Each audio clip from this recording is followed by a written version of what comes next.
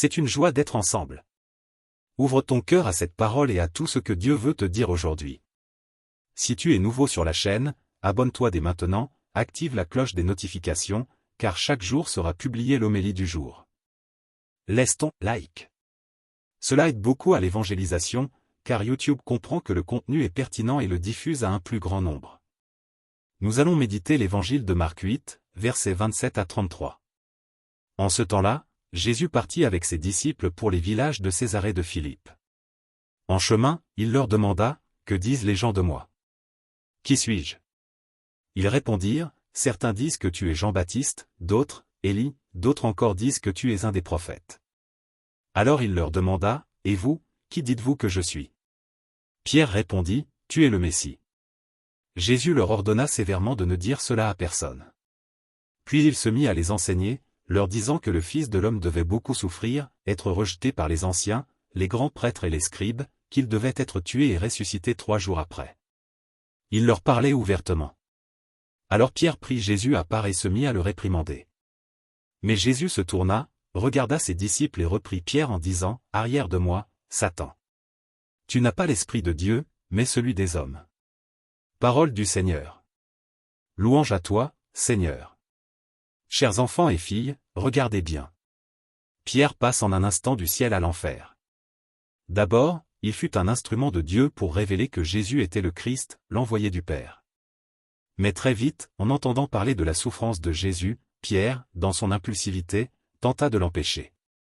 Alors Jésus dut être ferme et lui dire, « Arrière de moi, Satan. » Tu peux maintenant répéter les paroles de Jésus et dire avec moi, « Arrière de moi, Satan. » Pierre était anxieux et impulsif, et ce comportement peut nous éloigner du rythme de Dieu.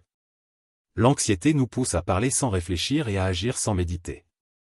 Nous vivons une pandémie d'anxiété. Elle perturbe notre sommeil, notre alimentation et même nos relations.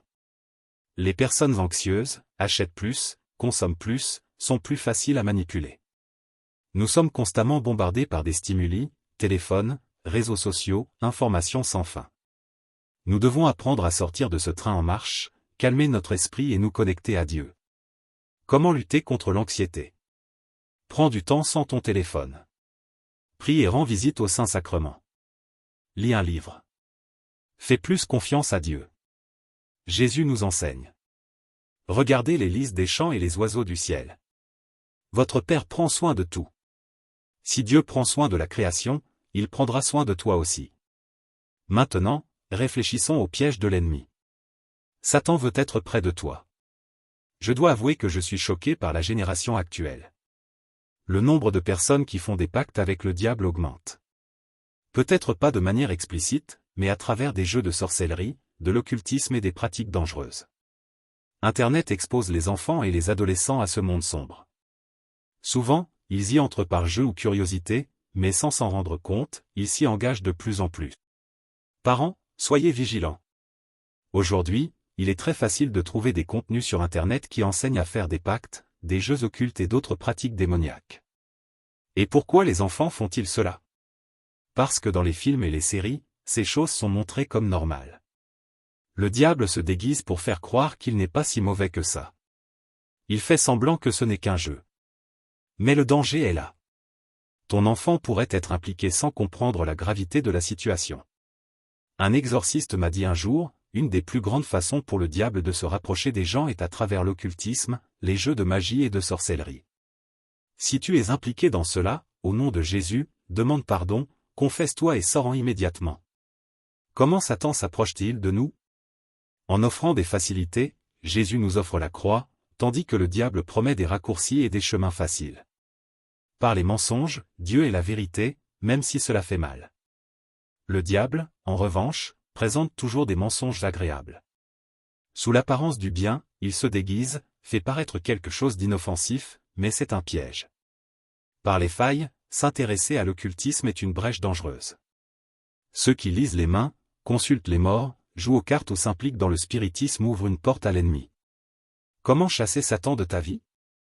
Par la prière, celui qui prie ne laisse pas de place au diable. Par des attitudes correctes, il ne sert à rien de prier et de continuer à s'adonner à des pratiques erronées. En évitant les choses du monde fuit la magie, l'occultisme, les jeux spirituels. En cherchant Dieu, confesse-toi, communie, vis comme un vrai chrétien. La parole de Dieu nous avertit, résistez au diable, et il fuira loin de vous. Jacques 4,7. Ne joue pas avec l'ennemi. Il doit être loin de nous et non près de nous. Que Dieu te bénisse et protège ta famille. Une invitation spéciale pour toi. Reviens tous les jours sur la chaîne pour suivre l'homélie du jour et méditer la parole que Dieu veut te dire. Il a toujours quelque chose à nous dire. Envoie ce message à quelqu'un qui a besoin de l'entendre. Beaucoup de gens ont besoin de cette parole aujourd'hui. Laisse un commentaire, je veux vivre le plan de Dieu dans ma vie. N'oublie pas. Aime, commente, partage et abonne-toi à la chaîne pour que nous puissions évangéliser ensemble et atteindre plus de personnes.